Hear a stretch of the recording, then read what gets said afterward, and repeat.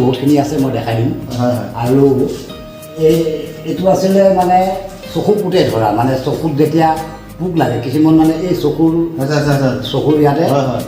পোক ফুটাই থাকে তাতে খুজাই থাকে মানে খুজাই থাকে বিষাই থাকে এইবিলাক বিষাই থাকে হয় আমি সেইটো চকু পোতে ধৰা বুলি কওঁ হয় হয় আমি যদি জাৰি দিওঁ মিঠাতেল অলপ হয় হয় দুবৰি কেইডালমান লৈ হয়। তেনেহ'লে চকু পোতৰ ধোৱাটো নাইকিয়া হ'ব নাইকিয়া হ'ব। কাৰোবাৰ ঘৰত যদি চুৰ হয় হয় চুৰি ধৰিব লগা হ'লে কোনেও যদি সৈ নলয় হয়। তেনেহ'লে চুৰি ধৰিব লগা হ'লে আমাৰ ইয়াতে লাঠি চালন দেয় অঁ আচ্ছা আচ্ছা আচ্ছা গম পাইছোঁ সেইটো হ'ল লাঠি চালন অঁ মানে আৰু যে ধৰি আনে মানে ধৰি আনে চুৰজনক ধৰিব পাৰে ঠিক আছে ঠিক আছে কোনে চুৰ কৰিছে তাকে 100 মানুহ থাকক তাতে